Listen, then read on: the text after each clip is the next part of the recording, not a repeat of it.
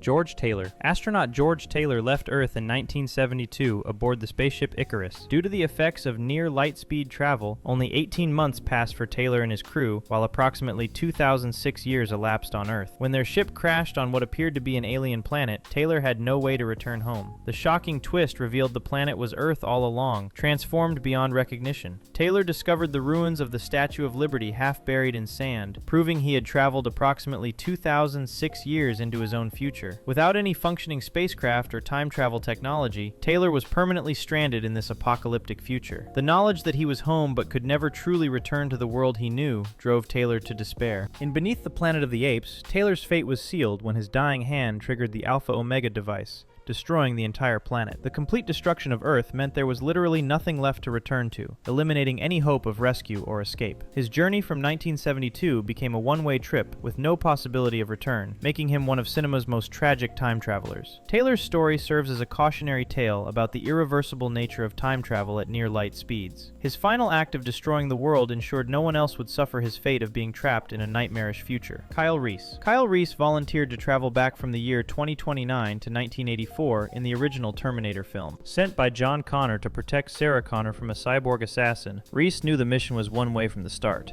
The time displacement equipment in 2029 could only send travelers backward through time, with no mechanism for return. As Reese explained, once the Terminator went through, the Resistance blew up the entire facility to prevent Skynet from sending more assassins. This meant Reese was deliberately stranded in 1984, with no hope of ever seeing his own time again. The destruction of the time machine was a strategic necessity that sealed his fate permanently. Reese accepted this sacrifice because he had fallen in love with Sarah through a photograph John Connor had given him years before. He died during the final confrontation with the Terminator at a factory, sacrificing himself to save Sarah. Ironically, Reese became John Connor's father during his time in the past, creating a predestination paradox. His death in 1984 meant he never experienced the future he helped create, forever trapped in a time 45 years before his birth. Reese's sacrifice ensured humanity's survival, but cost him everything he had ever known. His story demonstrates the ultimate price some time travelers must pay to change history. Grace Harper. Grace Harper traveled from the year 2042 to 2020 in Terminator: Dark Fate. Enhanced with cybernetic augmentations to become a powerful soldier, Grace volunteered for a mission to protect Danny Ramos from the Rev 9 Terminator. Like all time travelers in the Terminator universe, Grace had no way to return to her original timeline once she went through the time displacement portal. Her mission was always meant to be one way, with her survival depending entirely on defeating the Rev 9. The technology to travel forward in time simply did not exist in the past she arrived in. Grace knew before she left that she would die in the past protecting the woman who would become her commander. During the climactic battle at a hydroelectric dam, Grace made the ultimate sacrifice. She allowed Sarah and Danny to remove her power core, which they used to destroy the Rev 9. Grace died in 2020, decades before she was even born, never able to return to the Resistance fighters she left behind in 2042. Her death ensured she would never see the future she fought so hard to protect. Grace's willingness to give everything for someone she believed in showcased the depth of loyalty among the Resistance fighters. Her sacrifice in a time before her own birth created a paradox where she existed only to ensure her own future would be better. The Terminator. In the original Terminator film, the T-800 cyborg assassin was sent from 2029 to 1984 to kill Sarah Connor. Unlike Kyle Reese, who went back to protect her, the Terminator had no intention of returning and no means to do so. The time displacement equipment was destroyed immediately after both travelers departed, eliminating any possibility of a return journey. The Terminator's mission was simply to eliminate its target and remain in the past indefinitely. After relentlessly hunting Sarah Connor through Los Angeles,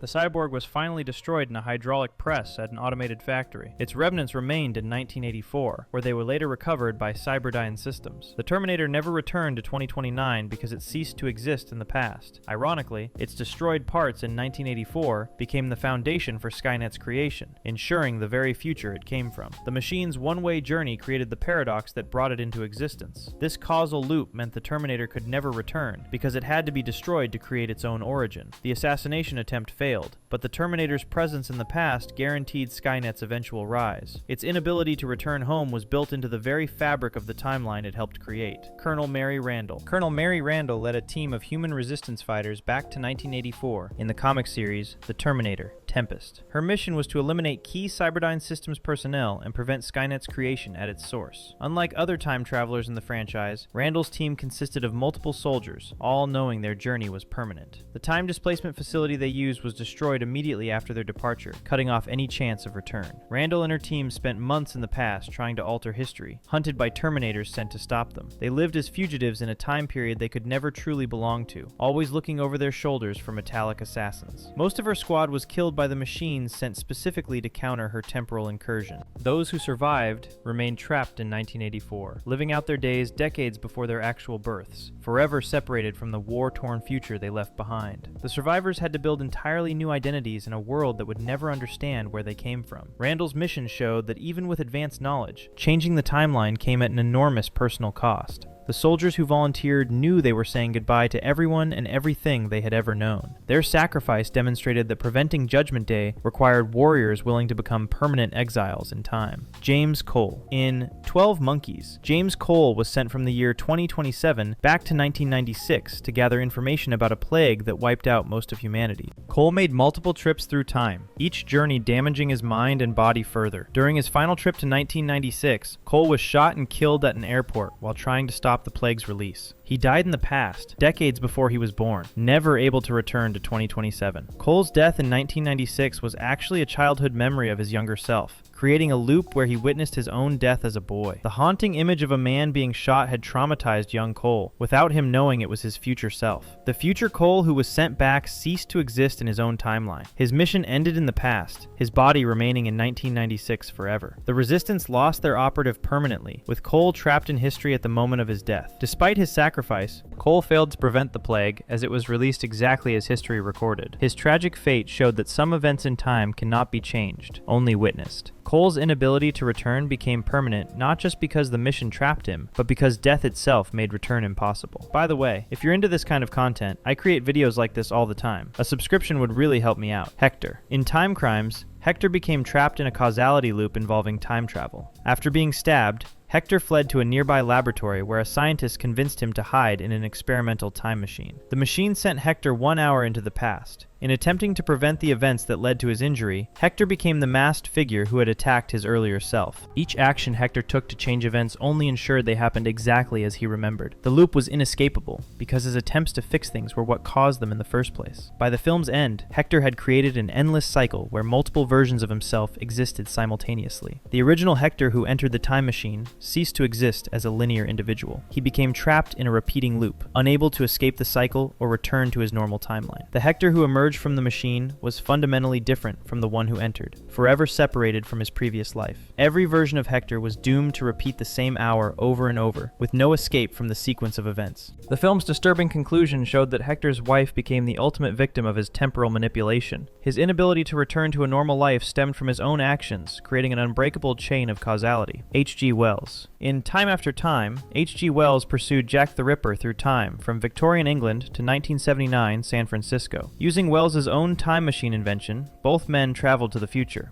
After stopping Jack the Ripper and preventing more murders, Wells fell in love with Amy Robbins, a modern woman. Wells made a deliberate choice at the film's end. Rather than returning to his own era of 1893, he stayed in 1979 with Amy. The famous author abandoned his original timeline permanently to be with the woman he loved. The Victorian writer who built the machine never went home. He gave up his entire world, his era, and his original life to remain in the 20th century with someone who understood him. Wells became a man out of time by choice, permanently displaced from the 1800s, living the rest of his life almost a century beyond where he belonged. His decision meant leaving behind his reputation, his friends, and everything familiar for an uncertain future. Unlike other time travelers who were trapped by circumstance, Wells chose exile willingly for love. The author who imagined time travel in fiction found that the reality meant sacrificing everything he had known for something better. Clarence. In the final countdown, the USS Nimitz aircraft carrier was transported from 1980 back to December 6th, 1941, one day before the attack on Pearl Harbor. The crew faced an impossible moral dilemma about whether to intervene in history. As they prepared to engage Japanese forces and prevent the attack, a mysterious storm pulled most of the ship back to 1980. However, one crew member, Commander Owens' aide Clarence, remained behind in 1941 after being evacuated to help survivors. He was left stranded when the time portal closed, with no way to return to his own era. Clarence had to live through the next 40 years of history, knowing what was coming but unable to change major events. He aged naturally in the past, eventually meeting the returning Nimitz crew decades later as an old man.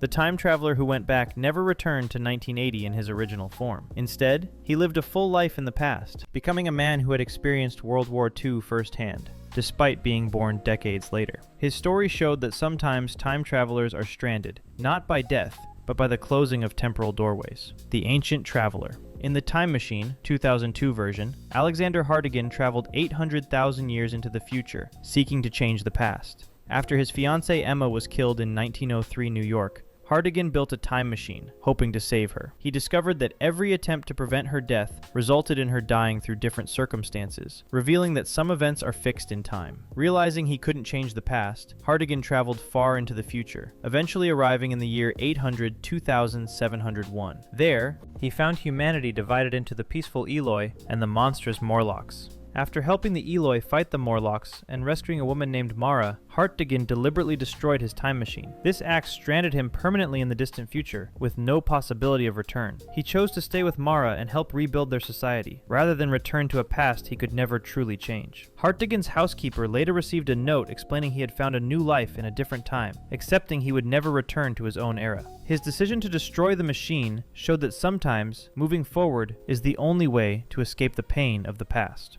The scientist who sought to conquer time ultimately learned that acceptance and living in the present were more important than changing history. Billy Pilgrim. In Slaughterhouse-Five, Billy Pilgrim became unstuck in time, experiencing his life out of sequence. After surviving the bombing of Dresden in World War II, Billy found himself randomly jumping between different moments of his existence. He traveled to his birth, his death, and every moment in between, with no control over when or where he would land next. Billy was also abducted by aliens called Tralfamadorians, who perceived all of time simultaneously and taught him their philosophy. His consciousness moved freely through time, but his body remained trapped in whatever moment he occupied. Billy could visit his past and future, but never truly return to live in any single moment permanently. He became a prisoner of time itself, unable to maintain a linear existence. The man who survived Dresden lost the ability to experience life in the normal sequential way that others did. Billy's time travel was involuntary and eternal, meaning he would never return to living life moment by moment as he once had. His story illustrated that some forms of time travel are curses rather than gifts, trapping the traveler in an endless cycle. The inability to stay in one time period meant Billy Pilgrim could never truly call any moment home. Evan Treborn. In The Butterfly Effect, Evan Treborn discovered he could travel back into his own past by reading his childhood journals. Each time he changed something, he created a new timeline and woke up in an altered present. Evan made multiple trips, each one replacing his current reality with a different version based on his changes. In the director's cut ending, Evan made one final trip to his own birth and strangled himself with his umbilical cord, choosing to never exist at all. This ensured his friends would live better lives without the trauma his presence caused throughout their childhoods. The Evan who made that final journey never returned, because he erased himself from existence entirely. In the theatrical ending, Evan made one last change,